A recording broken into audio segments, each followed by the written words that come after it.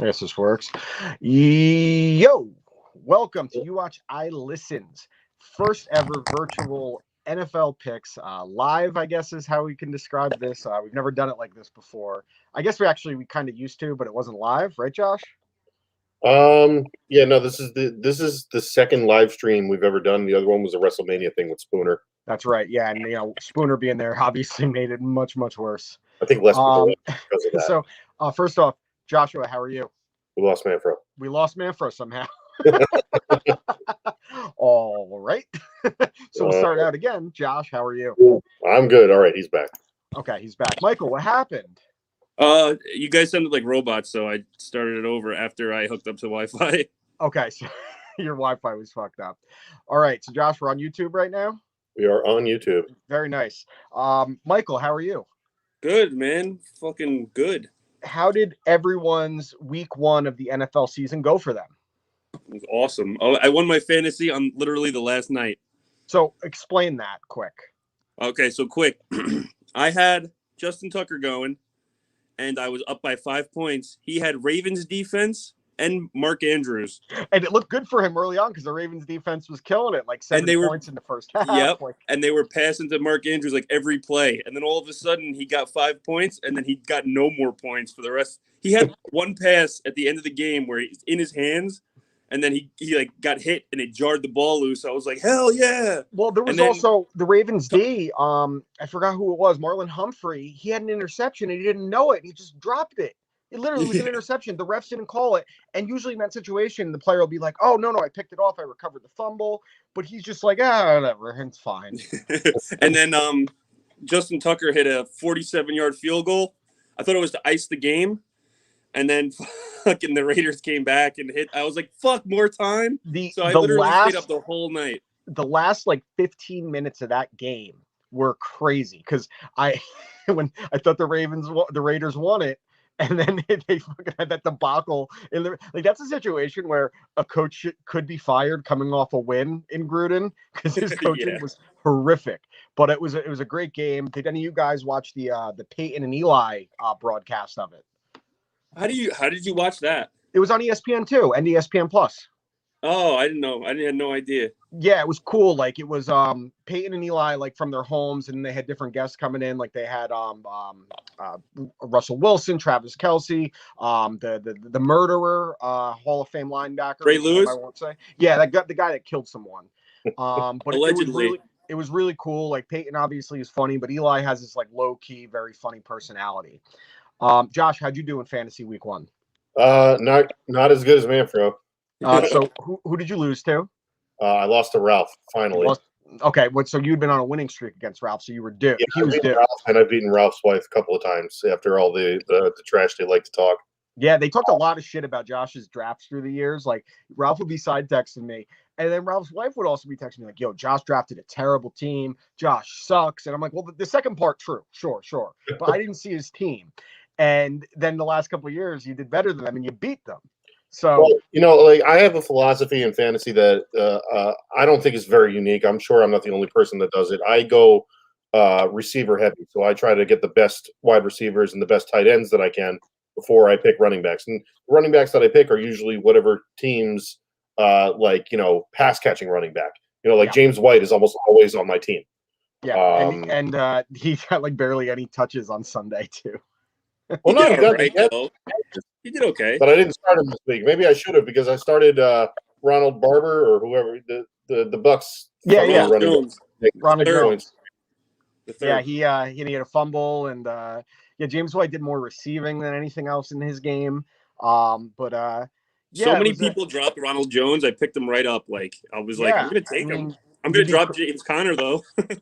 I told you last week, man, James Conner, like, he stinks. Like, you can't trust Steelers running backs when they leave the Steelers. Like, if you can think of one that left and was still really good, and you're talking like one in Le'Veon Bell, generational talent. And I know he had the year off, but to go from what he was to what he now is is a dramatic fall off. The Steelers have always had a running game. And just like I wouldn't necessarily trust Ravens running backs when they leave the teams are built a certain way and play a certain style of football. It does not translate to other teams and other systems. I had a sleeper on the bench, though. I had that guy Gainwell for the Eagles. Yeah, the And Eagles he had were 14 nice. points. I was like, maybe this week. Not yet. He's still a sleeper. Yeah, but so before we go into this week coming up, I want to give a few shout outs. Manfro, you being very heavily involved in the trading card community. I've gotten involved with a couple Twitter accounts where they're doing these, Taylor and I both actually, these really cool breaks where you can pay a fee to get in and then you're entered in to get a team where it's a certain amount of cards. Really, really cool. I'm probably not going to pronounce your Twitter handles right, so I'll spell them out as well. At Ruglabok, it's at RUGLABOK. He's been killing it right now. He's got a football break ready to go, needs a few more entries. Baseball breaks ready to go, a few more entries. At Zakazman, ZKAZMAN. And then a new one I found today. I won a contest on his Twitter. Prove you're the biggest Dolphins fan. And he's sending me a few Tua cards, really nice looking ones. That's at Collect77. And my boy Baseball History Nut is my favorite Twitter account right now. All he does is post like historical baseball stuff, like old school footage and pictures and videos and stuff. So go give those guys a follow. You're going to find some really cool shit. And if you want to get in on the card game right now, these are the guys you want to follow. Really cool community they're building. All right. So week 1 in the NFL season, week 1 to me is always the hardest week to pick because, there's big lines, teams that you think are going to be good sometimes play duds, teams that you think are going to be duds play pretty well. Look at the Jacksonville Jaguars last season. They started out 1-0, didn't win a single game the rest of the year. And I think that'll probably be the case with the Houston Texans. So week 1, Josh, you had the best record at 9-7. Now, correct me if I'm wrong here, Josh, but last year in week 1, you did 5 games better than me and Taylor, and it was kind of hard for either of us to make it up after that. You had a really good week 1 last year. Yeah, there were. I pulled in Atlanta Falcons last year, only not down the stretch because I wound up winning the season. It got close at the end. I got out to a big lead early. First couple of weeks, I was ahead of you guys by at least 7 games at one point, and then you closed the gap. You and I had some back and forth towards the end of the season, and Taylor, lost for the second year in the row, unfortunately for him. And Sacco. Yeah, the Sacco. He never got his. He never got his comeuppance. He will. He'll get it, whether it's in this life or the next. To be fair, maybe not today, maybe not tomorrow, but it will happen. So, Josh went 9-7, and Manfro and I both went 8-8. So, it was pretty crazy. We all got screwed on a few games. The biggest one everyone got screwed on, and Manfro, you got double screwed, was the Packers Saints. Because not only did you get the pick wrong, that is your team, and they got absolutely steamrolled. Now, what was your reaction when it became evident early that the Packers were not off to a great start?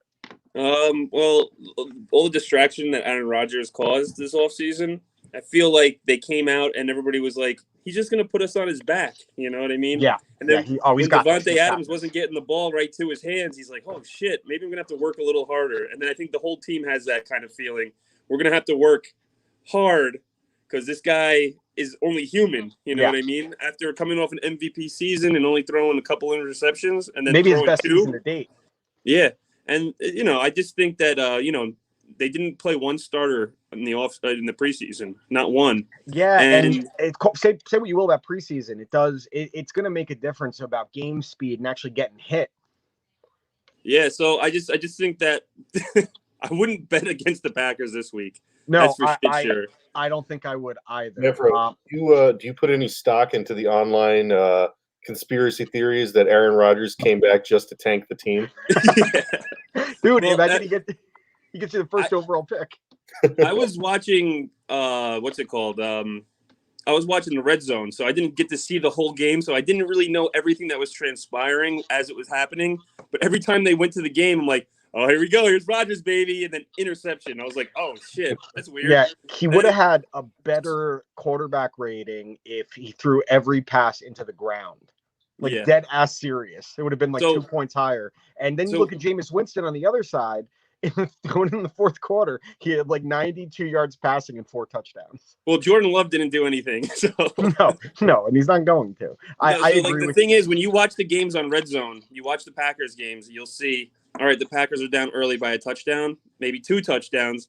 You'll just see Rodgers just be calm, sling the ball, Yeah. and then he gets into a rhythm. Then he slowly chips away at the lead until he takes the lead eventually, and then they end up winning the game. So I was waiting. I was like, when's it going to turn around? And then it was like 17-0, I think, at one point. And I was like, this might not turn around, or 17-3. I was like, this doesn't look good for them. And then I saw Jordan Love was starting in like the end of the third quarter, and I was like, yeah, this doesn't look like a good look. So, but good troll job by Aaron Rodgers. Now he's going to be like, haha, fuck you all. And when he runs the table the rest of the season. Yeah, so he was like in week 1, he's like, I'm going to like not try so these cocksuckers can see just how bad it'll be if I'm not here or if I suck. And then the rest of the season, he's not going to throw an interception the rest of the season. He threw up number 6. Did you see that? He threw up number 6. So he's Yeah. like, I'm going to do my best impression of Mark Sanchez. Yep. No, that would require getting to another NFC Championship game. Yeah. No, Rodgers made it to plenty of those, but he doesn't win any of them. No, he doesn't. And when they are winning, Mike McCarthy chokes it away. Josh, you had your typical, very optimistic Falcons outlook coming into the season. And generally when that happened, they start out pretty well, 1-2 or 1-1, 2-1. So did you feel any sense of relief in week 1 where they were just letting you know, like, listen, this season is a gaping butthole and it's ours and it's getting stuffed? Yeah, I've got some thoughts, right? So, the first couple series are going on, and they're getting all these rushing yards, and I'm like, all right, this looks like a different team. Like they're focusing on, run blocking, getting their running backs involved early. Ball control. They're looking pretty good. Ryan's getting the ball out. Not going deep down the field, but he got a couple of balls to Pitts and to Ridley for first downs, and it looked like they were going to move the ball well for most of the game. And then the second quarter happened. Yeah, the second quarter was like the second half of the Super Bowl. Yeah. One thing, and this is probably going to be telling for the season.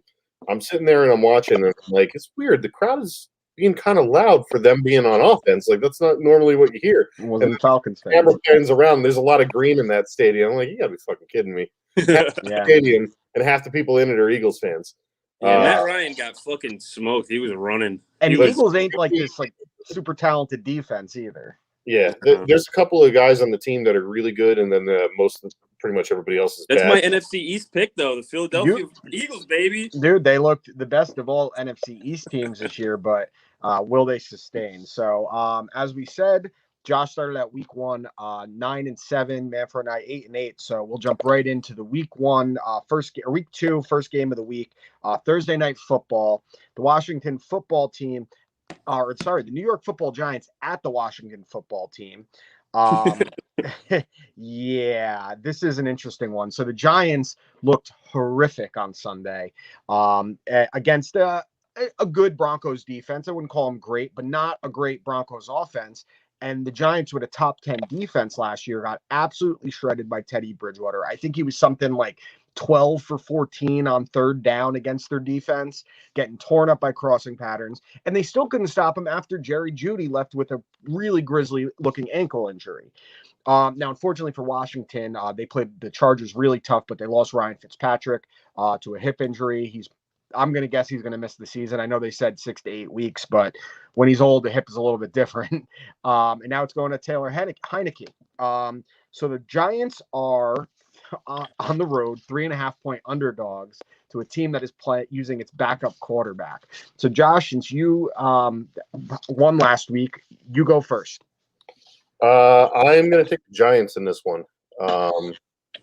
That's a little bit of a wacky thing to me, having a backup quarterback, the backup to Ryan Fitzpatrick. And to be fair, he played pretty well in the playoffs last year when Alex Smith was out. He actually played very well down the stretch. Some people thought that he might be the starter until they signed Fitzpatrick. So it's not like we haven't seen him before, but he couldn't beat out Fitzpatrick. On the other side of the coin, the Giants are a mess, and like I said in our picks last week for our prop picks, if you will, that I'm pretty sure Joe Judge is getting fired this season. That team's a mess. I don't know. I was reading somewhere that after the game he made the team do laps. The team, the players, and the coaches ran laps after. Yeah. Listen, I'm very much, I like a disciplinarian, but there is also an aspect of this where you have to kind of be in tune with today, the generation of players today, and Right. they don't necessarily respond to that until you've earned the respect. You can't act like Bill Belichick without earning a little bit of that rub. We've seen it with Eric Mangini. We saw it with Matt Patricia. And I think the shine of, which he never should have gotten all the praise he did anyway, but Joe Judge got tongue bathings from the New York media because they played tough last year, despite going 6-10. All right. My turn. Go. Taking the Washington football team because I think if the Giants do win any games this year, it's going to be down the stretch because of Joe Judge's tough coaching ability. I think like the players are just like, holy fuck, this guy's a dickhead. And you're a special teams coach, dude. Yeah.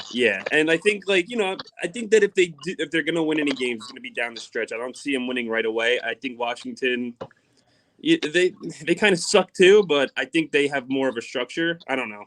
I think winning the division last year and shit, they're playing with a chip on their shoulder because Good they coach, won the division Ron with a Rivera. losing record, and they want to prove that they can win the division with a winning record. But I would take Washington in this one. Yeah, and you're right. They do play with the chip on their shoulder. They have a really good head coach in Ron Rivera. And they're, as far as like the most important part of a football team, the offensive and defensive line, I would say the Washington football team has the best of that in the NFC East. And are you watching? What is this? MXC. Okay, I thought so. I think they have the best offensive and defensive line in the NFC East, and maybe among the best in the NFL. Period. With that said, I am going to take the Giants here, just because they always seem to have the Washington football team's number. I really don't like what I saw from the Giants. I don't think they're as bad as they played on defense, but I do think it's very likely they're that bad on offense. Jason Garrett, yeah. Saquon Barkley, he was, it's going to take him a bit. He's got to knock the cobwebs off, get the confidence back in that surgically repaired knee. But I don't know. I think Washington, Ryan Fitzpatrick is like a heart and soul kind of guy, and not having him on that sideline, I feel like could take a significant step back for them. With that said, the Washington pass rush can make hell for Daniel Jones. He can hold on to the fucking ball. I think he has a turnover in, what is it? I think it's like 28 career starts. He has a 41 turnovers or some shit, like a crazy number. And he gets hurt too. But I still think that they're going to be better than what we saw, at least on defense. And they, the Washington defense played really well against a good Chargers offense last week. And they couldn't even get to Herbert, which is a testament to the Chargers offensive line performance. But I like the Giants here. I just think it's going to be a really low scoring game. I'm expecting 13-10 kind of game. And it's not going to be like, oh, what a great offensive struggle. It's going to be like, oh man, these offenses are struggling. That's the kind of game we're going to get. So I'm going to take the Giants along with Josh. All right.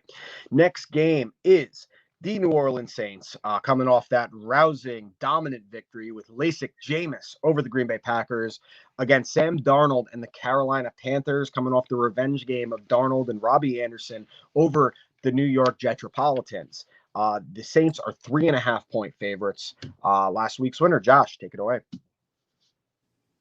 I'm taking the Saints here. They're a better team all around than the Panthers are, and that's the only reason I'm taking them. Yeah. James Winston is a fluke. It's going to fizzle out. Are you going to keep saying this until he wins an MVP? Listen, 5 touchdown things. Nobody throws 5 touchdowns against 150 yards. Fuck that. He sucks. He's going to throw so many interceptions throughout the rest of the year. I've had enough of the. Say no one does.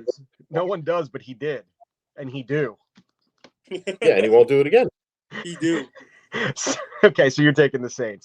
Mike, I'm taking the Saints. Christian McCaffrey might have a big game just because he's Christian McCaffrey, but I Arnold. Well, side note, I did love Robbie Anderson taunting the Jets. That was great. I love everything about the Jets losing, and the manner in which it happened. Sam Darnold, who got a raw deal here, kind of. I know I saw Richie saying, "Look, he didn't even play that well." I was like, "Yeah, but he played better than you guys. I just like when Robbie Anderson told the cop that he was going to nut in his wife's eye. Yeah, that was romantic. I Yeah. appreciated it. That's how most men propose. I know it's how you did. Yep. All right. So for my pick in this game, I'm taking the Saints. Sam Darnold is going to be an MVP quarterback next Damn. year, not this year. So you think that he has that potential with the right coach? No. I think he's good with a out of that fucking hellhole of the Jets. I think he's going to be a solid quarterback. I don't think he's going to do anything too crazy, but the Saints just Jameis Winston. I mean, they took the best team of all time, and he just slaughtered them. Yeah, he carved them up. Like I said, in 92 yards in the third. That laser guy surgery. I'm thinking about getting some and starting throwing fucking fastballs in my backyard. Yeah, well, so this is what's interesting. I was having a conversation with my buddy Jeff, who is a big Saints fan. So when Winston was in Tampa, the whole offense, even before Arians was there, was a vertical downfield offense, which you can do. Say what you will about the 30-30 season, 30 touchdowns, 30 interceptions. Throwing for 5,000 yards in this league, it's easier than it used to be, but it still ain't easy. So it gets Arians, who's especially a vertical, wants to go vertical down the field. And now you see Winston go over to Sean Payton, who designs some of the most surgical offenses the league has ever seen, where they're going to dink and dunk you down the field and take their 15, 20, 30-yard shot. And we know that he can throw it down the field. It's a matter of the decision-making. And if that decision-making continues to be cleaned up and he gains confidence because he's hitting, 4 out of 5 passes, 5 to 15 yards, and then those shots open up downfield, the NFC is in trouble if he unlocks what Jameis Winston is physically capable of. I didn't say anything about, the football IQ kind of thing, but physically capable and then putting it all together. And for that reason, I'm going to take the Saints. I was impressed with the Panthers overall. They should have done more against the Jets defense, considering all the pieces they lost. But I thought they played tough, and I think they're going to be one of those kind of teams this year. And they were kind of that last year with Teddy Bridgewater. But the Saints defense, as I told you, Josh, coming into the season, is maybe the best defense in the NFC. And that'll continue. They can get to the quarterback. They can defend downfield. So give me the Saints and give me the points, 3.5. All right. So the Cincinnati Bengals going 1-0 last week with the overtime victory over the Vikings. Great comeback for Joe Burrow. Jamar Chase, all the controversy about all the drops in the preseason, went for 100 yards in his NFL debut. Against the Chicago Bears, who, if I had to put money on who the first coach of the season is fired, it's going to be Matt Nagy, because what you saw this past week in that primetime game was absolutely heinous from the offense. And every time Justin Fields touched the ball, something happened.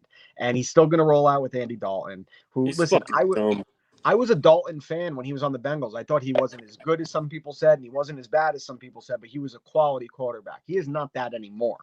And, their defense is still solid, but that's about it. The Bengals, I'm not sure about. I think the Vikings are kind of ass, and I think Mike Zimmer is also one of those guys that could get fired this year. So the Bears are 3.5-point favorites at home, Josh. Your pick.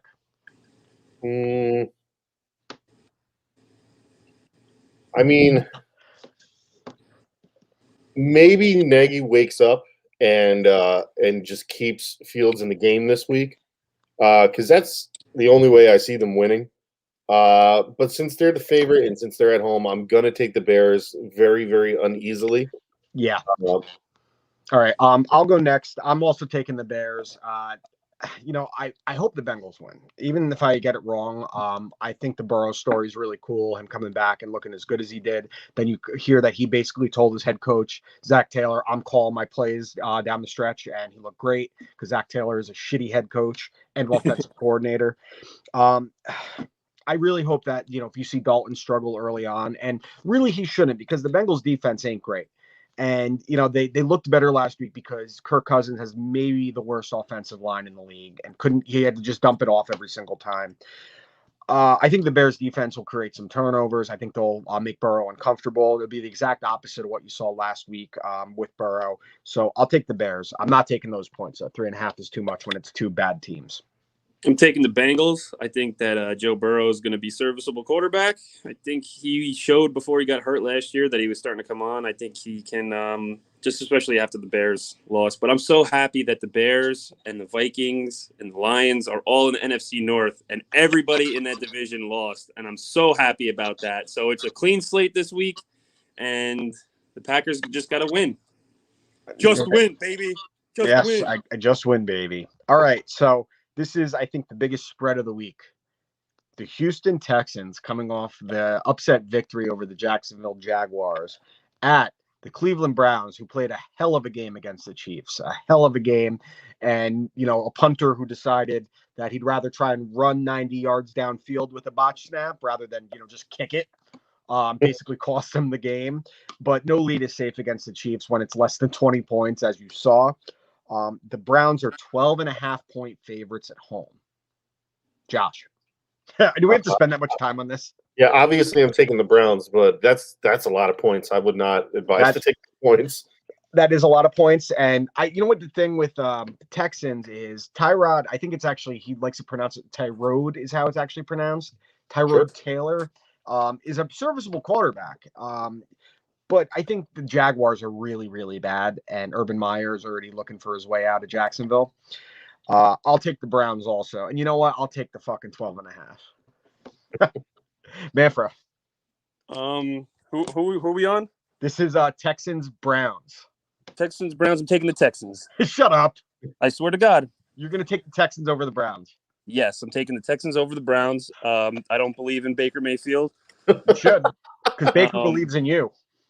Yeah, well, he only got 15 points on my bench for fantasy. Fantasy doesn't equate to football field success. Stop. Do you have a port for the charger? Is your phone going to die? Yeah, I just need a port. I have this written down. You're really taking the Texans. Yeah, I'm taking the Texans. I saw Tyrod rip up the fucking Giants. The Jaguars. Oh, the Jaguars? Yeah, they beat the Jaguars. Yeah, that's who I'm going with. Okay. Yeah, you're burying yourself here, buddy. No, that's my only sleeper pick of the week. I mean, listen, if you were telling me you're taking the Texans to cover the 12.5, I'd say, hey, not crazy. But no, the Browns are for real. The Browns are for real, but I have a feeling that they're not going to do it. All right, we'll see. I mean, the Texans, if you were telling me if the Texans lost to the Jaguars last week and you picked them to beat the Browns this week, I would have said, okay. But the Houston Texans are not starting 2-0. You can, and if they do, splice this up. I'm a jerk off. The Houston Texans are, I think it's as likely the Texans did what the Jaguars did last year, win the first game and then lose the rest. Nope. Lightning in a bottle. All right. Deshaun Watson's coming back this week. Who is? Deshaun Watson's coming back next week? Yeah, I'm sure. That'll go great. All right. So the next game is the Los Angeles Rams, who looked great against the Bears. Stafford had the best stat line of a quarterback making his debut with a new team in NFL history against Indianapolis Colts, coming off the loss to the Seahawks. Wentz didn't play that bad, considering he didn't play much at all in training camp or preseason at all, actually. The Rams are 4.5-point favorites. Josh. I'm taking the Rams here. I'm riding with Stafford. He looked amazing. He's going to probably have the best season of his career here in Los Angeles. Yeah, I'm also taking the Rams. I think the Colts will play him tough. The 4.5 is a big number, and you did see the Rams kind of let the Bears sneak back into the game a little bit, so I don't have the full confidence in the Rams' defense overall, but they're going to get to Wentz. That offensive line isn't 100% yet, so I'll also take the Rams. Okay, I'm going to take the Rams because Matthew Stafford terrorized the Packers for years, until the last few years, but I mean, he's such a good quarterback, and now that he has like a competent offensive line behind him, coaching more than anything else. Coaching, a coach that is not going to say like, let's just throw 50 yards every time.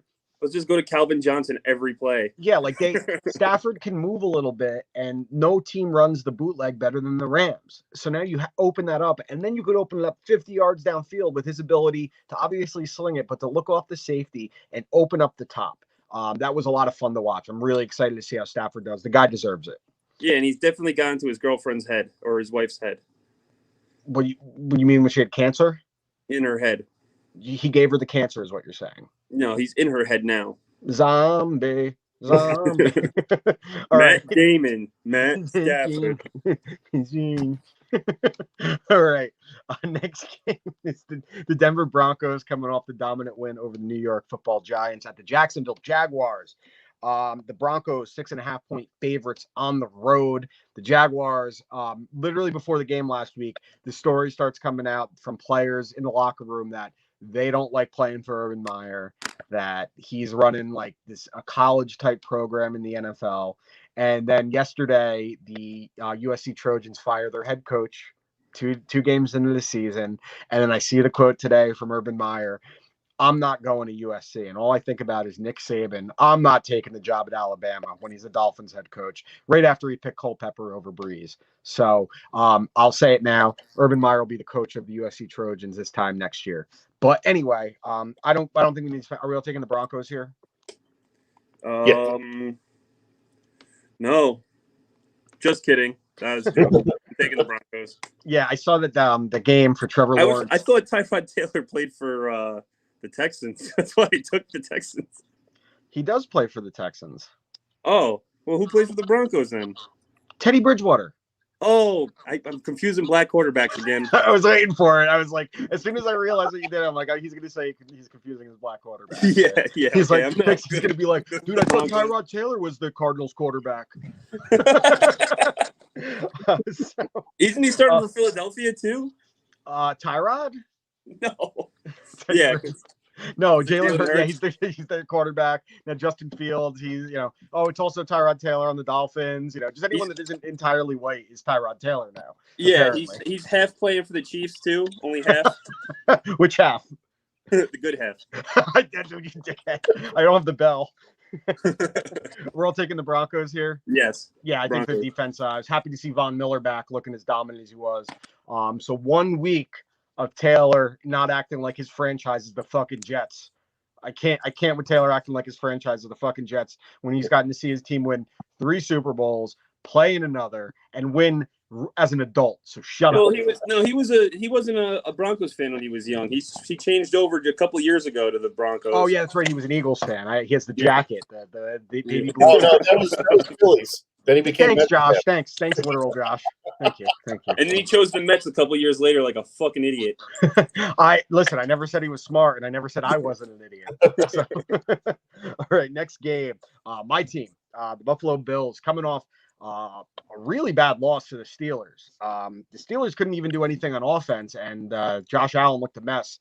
And the Dolphins coming off the win over the Patriots up in Foxborough. Very excited about that. Defense played great. Not a single receiver on the Patriots had a catch the whole game, which is really cool. Even though they, Mac Jones just check down, tight end, check down, but held him to 1 touchdown. So since remember that season in 2016 when Jay Ajayi went off for Miami and he was like 200-yard game. He had 2 200-yard rushing games against the Bills. Since that season and those games, the Dolphins are 1-7 against the Bills. Kind of had their number. That was Josh Allen's rookie year, ironically, or the next year was his rookie year. They beat him once and haven't beaten him since. With that said, I'm going to take my team completely with no level of confidence because the way the Bills play matches up perfectly with the way Miami plays. But I'm not picking against my team until they give me a reason not to. That's how I roll. I won't do it. I think Miami will create turnovers. I think there's some discord in the Bills locker room that for their offense to be what it was last year and to see what you saw in week 1 against a good, not great Steelers defense. And it wasn't even like they were doing like anything in particular. They got some decent pass rush, but it wasn't anything special. So I'm going to take they couldn't even really get to Ben with a depleted offensive line that couldn't run the ball. So give me the Dolphins. And obviously they're going to cover because they're 3.5-point underdogs at home. Oh, I'm taking the Bills because I'm a firm believer in bounce back games from good teams.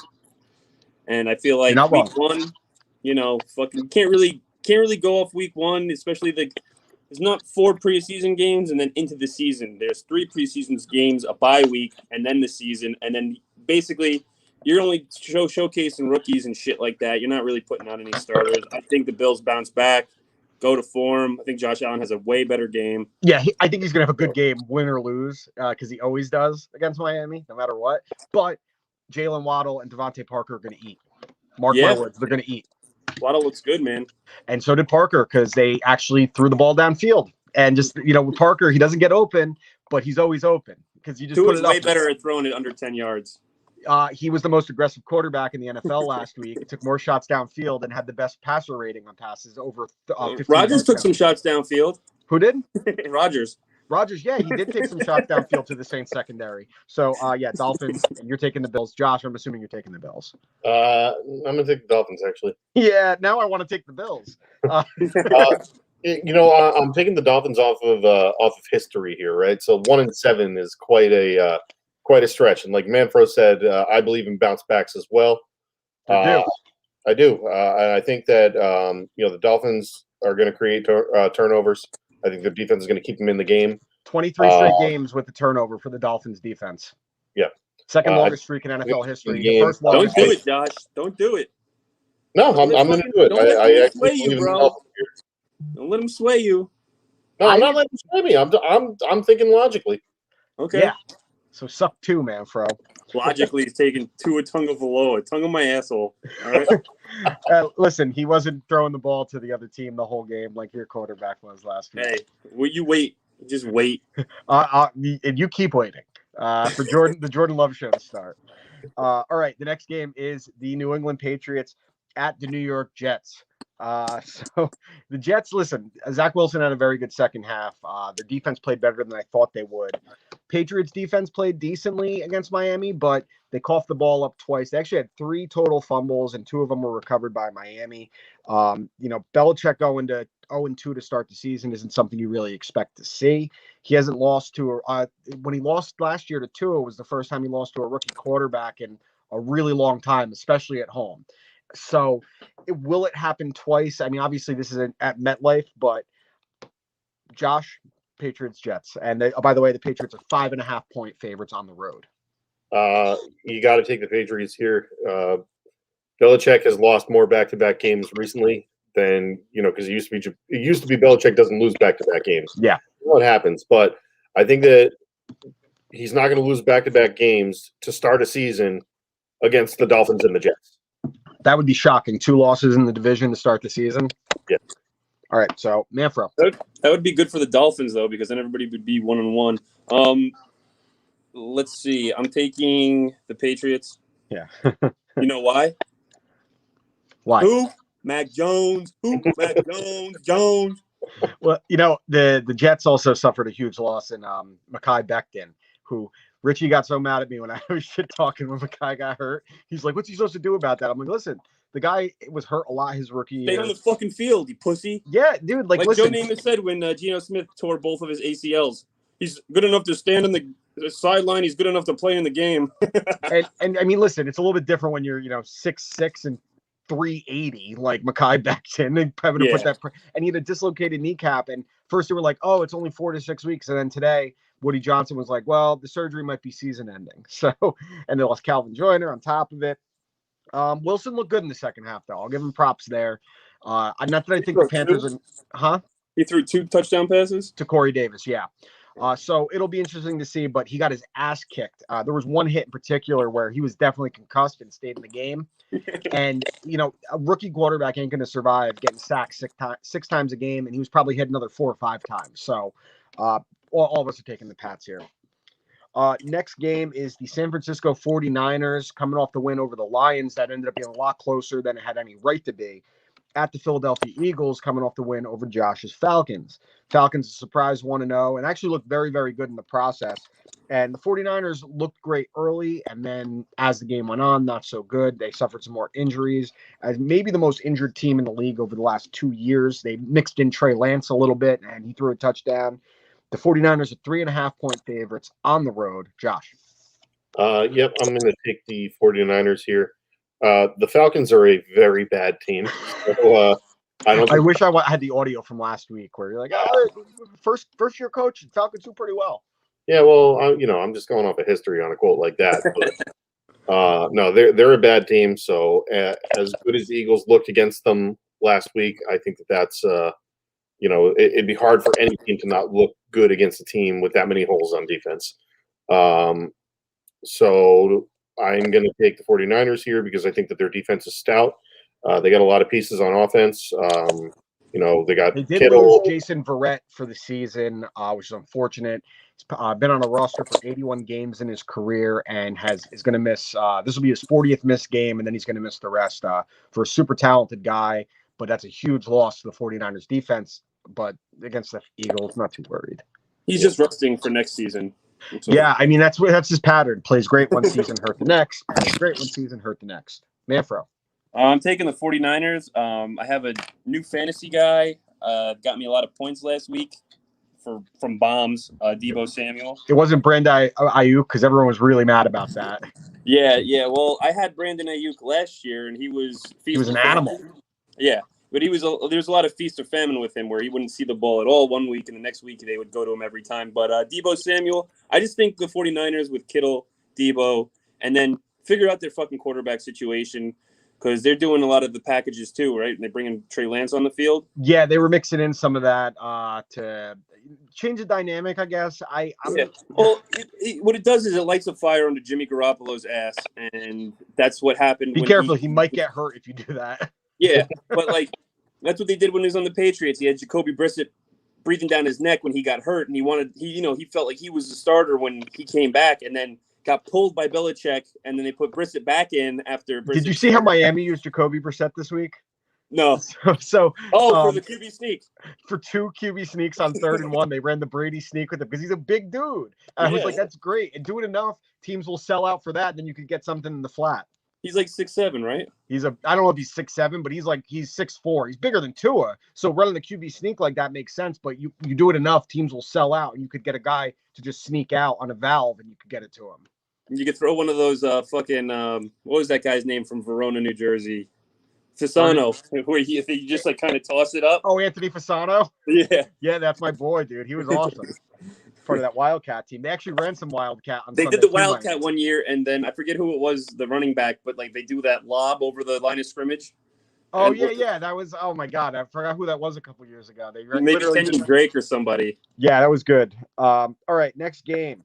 The Las Vegas Raiders coming off the win on Monday night against the Baltimore Ravens at the Pittsburgh Steelers, coming off the win over the Bills. The Steelers are 5.5-point favorites at home. Josh. That's a tough one. Huh? That's a tough one. Let me go. All right, you go, Manfro. I'm taking the Raiders. I love the Steelers. I think they're a great team. I just the way they came back in that game, everybody counted them out last week against the Ravens, which is a really good fucking team. I see them riding that momentum. I think Gruden's a fucking iffy coach, but I feel like they can. He's a they shitty can coach. Iffy ain't the right word. Yeah, Derek Carr needed to win that game, and that's gonna make him. He has some flashes of greatness, and I feel like Derek Carr can do it. Well, you mean the first half when all they did was design plays to go to Darren Waller? Oh my God, they went to that guy 40 fucking times. And that comes out off, Gruden getting rid of all the receiving threats he had last year.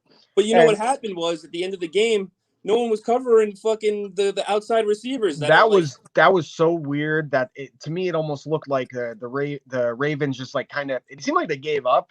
But dude, when Derek Carr was throwing the ball, it looks like in Madden when you roll back 20 yards and then just throw a Hail Mary. I also call that playing against Josh with Michael Vick. Run 30 yards backfield and just sling it. Yeah.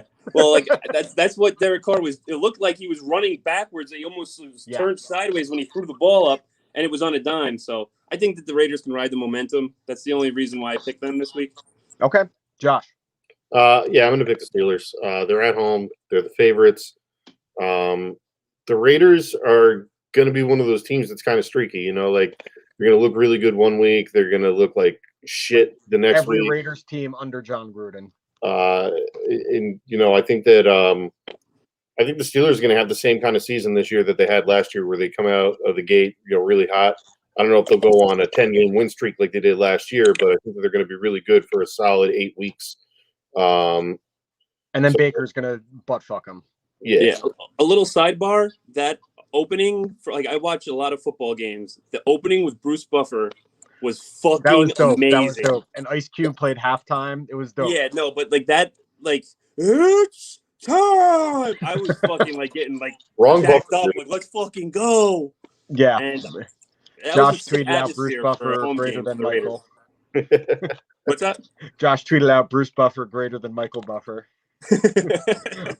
So I'm going to take the Steelers, not confidently. I think the 5.5 is crazy. Now, one thing I'll say is, like Derek Carr, the Raiders offense looked great in the second half, but that was as bad as I've ever seen the Ravens offensive line look in a long time. Like they were getting pressure on Lamar Jackson without a blitz, 3-man, 4-man rush. They were getting back there. They didn't even have time to step up and do his scrambling shit where he could take off. The pocket was collapsed already. And That Crosby kid is fucking beast. Who was? Crosby. Yeah, it was great. And then I look at the Ravens defense. We talk. They lost Marcus Peters, one of the most dynamic playmakers in the NFL in the secondary. But more than anything else, I think the loss they're going to feel the most on defense this season is Matthew Judon off the edge. And now he's in New England. I got to see a little bit of that on Sunday. That kid is everywhere, and he was everywhere in Baltimore. I think that what we saw in the Raiders' first half is more of what the Raiders actually are than they were in the second half. And what we saw in the Steelers in the second half is probably closer to what they actually are than they were in the first half against the Bills. Better coach team, the Steelers, more dynamic playmakers on defense, the Steelers. So I'm going to take the Steelers in a defensive struggle, but I do not like the 5.5 there. All right. Next game is the Minnesota Vikings coming off the overtime loss to the Cincinnati Bengals at the Arizona Cardinals with one of the biggest upsets of the week and one of the best performances of the week, beating the Tennessee Titans and completely dominating the Titans. Chandler Jones with 5 sacks. So if he doesn't break the single season sack record this year with an extra game, then something went terribly wrong. But Kyler Murray looked awesome. He made 2 plays specifically that no one else in the league can make. I don't care who it is. No one else is making the scramble and the throw in stride for the touchdown. I think 4.5 for the Cardinals here is too low. I think they're going to dominate this game. I think the Vikings are really, really bad. Good playmakers on offense, but they're a really bad team. So Cardinals. I said it last week. Kyler's electric. He's so much fun to watch. This team is going to be. I think you're going to surprise a lot of people this year. But to me, it's not really surprising because I thought you saw flashes of how good they can be last year. Yeah, losing Chandler Jones last year for them was devastating. And Kyler is only going to continue to build that relationship with Hopkins, and those guys are going to be phenomenal this year. So in the Cardinals, I'm gonna take those points easy. Yeah, smash it, Manfro. Is it Arizona versus the Vikings? I don't have this one written down. Yeah, it's the Vikings at the Cardinals. Yeah, I'm taking Arizona. They were fucking sick. Yeah, and Titans. I doubted DeAndre Hopkins, which nobody should ever do. No ever. sane person. Yeah, and I went against him in fantasy, and I'm like, D-Hop is so good, but Kyler doesn't have the arm to get the ball where it needs to be for him. He's a shortstop. But because last year, the highlight play was a Hail Mary that D-Hop went up and got, and I'm like, this guy can't put it on a dime. And then I just totally fucking misread it. He always proves me wrong. D-Hop is the fucking man. Arizona. Kyler Murray's the truth. All right, so next game, it's a major rematch of quarterbacks. It's the Atlanta Falcons at the Tampa Bay Buccaneers. Tom Brady versus Matt Ryan. Atlanta's not playing anybody good this week. Yeah, they got a shot. I don't know if you saw that. I tagged you in it, Josh. Tom Brady was doing some kind of interview. When you talked about it, I saw it. And he had it paused on his screen to 3:28. Yep. What a dick. The Bucs are 12.5-point favorites at home. The Bucs are gonna dominate. They look good against the Cowboys, but their defense I'm a little worried about, especially in the secondary. But it won't matter against a really piss poor Falcons team. Side note: did anybody see the Tom Brady commercial where he grabs the dick? He it looks like it's a piece of bread that comes up out of I saw it. It looks like you think it's like a cologne. He's like fragrance, and then it's a sandwich. Yeah, it looks like a dick. RJ was watching it. But my first thought when I saw it was holy crap, he just grabbed the dick. And then RJ saw the commercial for the first time because he wasn't there for the pregame. He came a little bit later. And then he's like, did Tom Brady just grab a dick? Because I got 3 TVs going on at once. So, it's hard to catch things. And I was like, dude, I saw that commercial. It looks like he's grabbing a fucking cock. So I think he's going to grab a cock this week, his own cock, when he's giving it to the Atlanta Falcons. Josh. Obviously, I'm taking the Bucks here, but this is going to be my nightmare. It's going to start early. They're going to somehow fucking pull it off because I'm not picking them. Dude, but all week, all you're going to see is the Super Bowl. Like last time Tom Brady played the Falcons. Yeah. It's not the last time he played the Falcons because he's in the fucking division. Oh, yeah, but that's true. I forgot that he was on the division. He won the Super Bowl in your division last year, dude. And I still have it saved for you for whenever it's appropriate. You holding the Patriots balloon that says 18-1. Because you being the dickhead you were back then, rooting for the Patriots, actually bought Patriots balloons for them to go 19-0. Yeah. And I still have the picture of like a 180-pound lighter Josh holding that balloon. Hey, come on. Sorry, 200 even. Oh, dude, but no, the Falcons, they might not have ever got Michael Vick if they just would have stuck with Favre. I mean, you're not wrong. And they also wouldn't have been, then ultimately they wouldn't have had Matt Ryan, and then ultimately they wouldn't have had a chance to go to the Super Bowl and go 28-3. Maybe they would have had Aaron Rodgers then. Yeah, he would have just lost in the NFC Championship game. It'll be like a Dimensions, like Spider-Man show, but just like with football. Into the Spider-Verse, into the Farverse. All right, next game is Jussie Babies, Dallas Cowboys at the Los Angeles Chargers. Cowboys, maybe the best game I've ever seen Dak Prescott play in a losing effort against the Bucs. It looked awesome. I was really happy to see him back. Chargers coming off the win over the Washington football team. Super impressed with the Chargers offensive line. Herbert didn't get sacked once. He was only pressured, I think, 9 times in total against that pass rush is very, very impressive. The Chargers are 3.5-point favorites at home. Josh. I'm going to take the Cowboys here. Like you said, Dak was out of his mind. And I think he's going to have a big bounce back season. You know who's not is Zeke. Done. Zeke sucks. I don't know what it is, but because he's still what? He's like 26, 27, right? A lot of mileage though. He's a different 27. Yeah. A lot of mileage. But I think that the Cowboys can win a shootout, and when I think of the Chargers, I don't necessarily think defense. So yeah, fair. All right. I'm also going to take the Cowboys in the upset here. The Chargers, something that is in their DNA is the up and down nature of their seasons generally. And every time you're like, oh, the Chargers turn the corner, this, and that, they have a bad loss or someone gets hurt. And we don't know what the head coach, Brandon Staley, has in him yet, but he looks like he's going to be a good coach. Very impressed with the offensive line. I think this will be a shootout for sure. But I really like what the Cowboys were doing on offense. In some situations, you can't settle for field goals against Tom Brady. Just a heads up, Mike McCarthy. You should know by now that you should just keep your foot on the gas at all times. You might have won a couple more NFC Championship games that way. But I'm going to take the Cowboys here. I'm taking the Cowboys also. Damn, all of us taking the upset there. That means, Ed, that the Chargers are definitely going to win by like 20. Yeah, well, I love Justin Herbert. I think he's a fucking He's awesome. A great quarterback. Cowboys have the talent there. It's just if everybody being on the field at the same time, I feel like this is going to be their best chance at like winning a game. Is just week 2. I don't know. I feel like they want to prove to the NFL, especially Dak, he could be good when he wants to be. If it just depends what Dak comes. Yeah, and if he's healthy, obviously. Yep.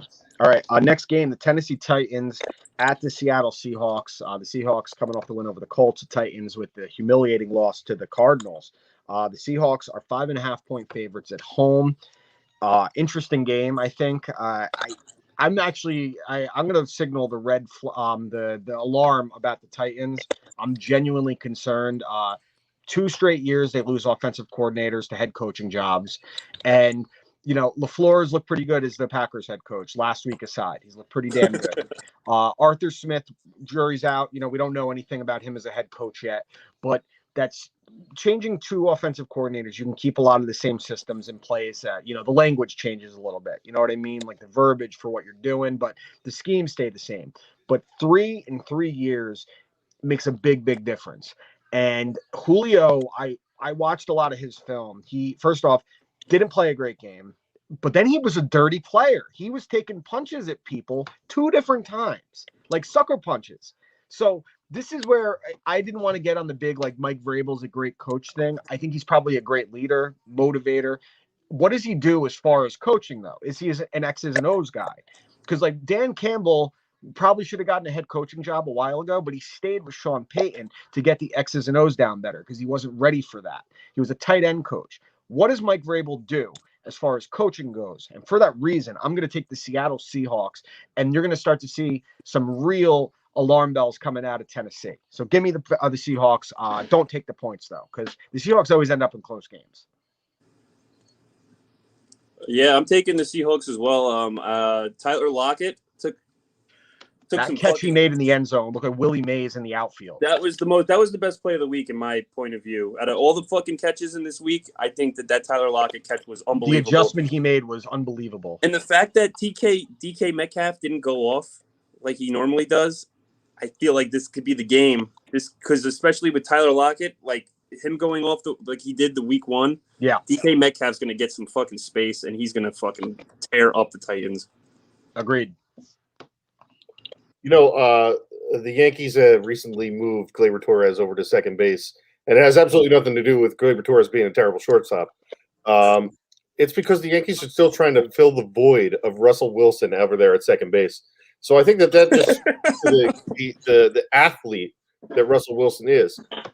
With that in mind, I could not pick against the guy. I got to go Seahawks. I got to go Russell Wilson, the greatest second baseman in the history of the New York Yankees.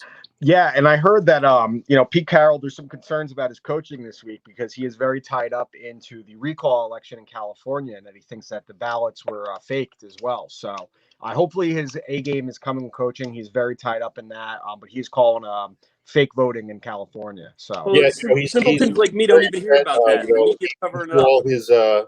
He threw all his eggs in the Caitlyn Jenner basket, and she received less than 1% of the vote. So honestly, I didn't even know she was on the recall ballot. Well, in Monument Park right now, they actually have a spot saved for Russell Wilson. Do they? Yeah. I was wondering what that was last time I was there. It's like, yeah, I'm thinking of bury him there. All right. And the Sunday night game is the Kansas City Chiefs at the Baltimore Ravens. The Chiefs with the tremendous comeback over the Cleveland Browns. The Ravens with the crushing defeat against the Las Vegas Raiders. The Chiefs are 3.5-point favorites on the road. Josh.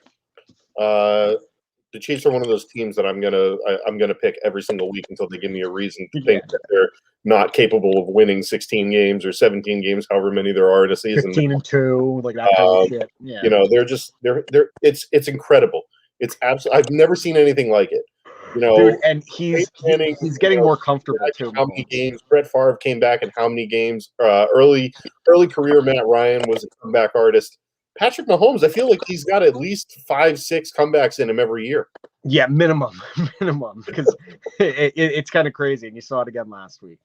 I'm taking the Chiefs as well because my fantasy quarterback, my first overall pick every year for the last 3 years is Patrick Mahomes. I used to do that with Rodgers when he was on that like crazy streak because I'm yo, he's good for 35 touchdowns, 4,500 yards, and like 3 or 4 rushing. It's like guaranteed every year. Well, I don't after care about wins and losses. Rodgers got hurt for like a week or two, Mahomes' rookie year, and I just went. I started Mahomes, and that was it. I was with Mahomes ever since, and it was Rodgers, Gronk, first and second overall pick for 3 years in a row. Now it's Mahomes and Kittle every year. Yeah, I'm taking the Chiefs too, obviously, and this isn't even a matter of it being that I think I'm not confident in the Chiefs overall because I still have some concerns about their defense, obviously. But even when the Ravens are at their best, the Chiefs carve them up because I really like Lamar Jackson, but one thing he can't do is play from behind. And I don't trust the Ravens defense to contain them. And I think since 2018, 51 different quarterbacks have at least one game with over 250 passing yards. Lamar Jackson doesn't have one. And you're not beating the Chiefs. Like, there's 2 ways you beat the Chiefs. You outduel them, or you run the ball so well that he doesn't get to touch the field. And that's like what they used to do against Peyton Manning back on the Colts days. Like, you would just try to run the ball, and you still couldn't beat him half the time. The Packers beat the Chiefs last year. They did, yeah. And they have Aaron Rodgers. Is Lamar Jackson Aaron Rodgers? No. Lamar Jackson's closer to Warwick Dunn. Let's be real. He's nuts. All right, so the last game of the week, Manfro, this is your team. The Detroit Lions at the Green Bay Packers. Lions with some heart at the end, and I think you're going to see a lot of that from the Dan Campbell coach team because he's a crazy person, and the team is going to make every game ugly at some point. Probably going to have some dirty plays in there, a lot of penalties. The Packers are 10.5-point favorites at home, Manfro. I'm going to take the Packers. No shit. I think we all are. Well, they could let us down. Aaron Rodgers. If they let him down here, I think you just sit Rodgers until Jordan Love gives you a reason not to play him. I think you cut Rodgers and let anybody pick him up. Fucking bum. You can't beat the bum ass fucking Detroit Lions. You can go suck my dick. Yeah, they can't beat the Lions. I can beat the Lions. You put me at fucking quarterback. I'll beat them. What's your favorite play to run? My what? Favorite play to run is quarterback. Oh, an option sweep. Okay, nice. What if you need to take off with the ball? How many yards before you get taken down? Well, it's Detroit, so probably 7. Manfro averages 7 yards per carry against the Lions and negative 3.5 against everyone else. Through the defensive line. Yeah, young Ben Roethlisberger, like young Ben Roethlisberger. I think Dan froze. Dan. Dan, that's a good way to end the show, honestly. Wait. He's unfroze. No, not really. No, he's still smiling on my screen. Did I freeze? Yeah, well, I can hear you, but you're just frozen on the screen. I was like saying young Ben Roethlisberger, and then you just like both staring at me. No, not really. I'm back. I don't know what just happened. Yeah, we're all I mean, that's pretty much how we're going to end it anyway. Yeah, AEW's on, dude. What are we doing here? Oh, sorry. I don't know if you saw, but on Friday they had their lowest ratings ever. I didn't watch on Friday. Yeah, see, so you were part of the problem. Yep. But you DVR'd it, so you were helping. No, I didn't.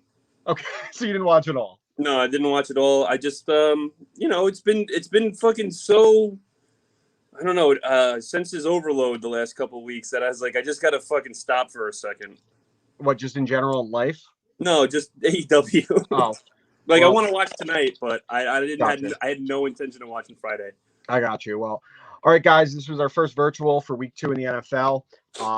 Josh went 9-7 last week. Manfro Knight 8-8. Shout out on Twitter again to Red Lebach, Zachman, and Collect77. Go check out their card breaks. You can go to my Twitter account and find them as well. We'll see you guys next week for episode 155 at You Watch, I Listen, along with our NFL picks. And Taylor will be joining us in studio next week as well. Texans, baby. Let's go, Texans. Fuck you. All right, guys. We'll see you next week. Peace.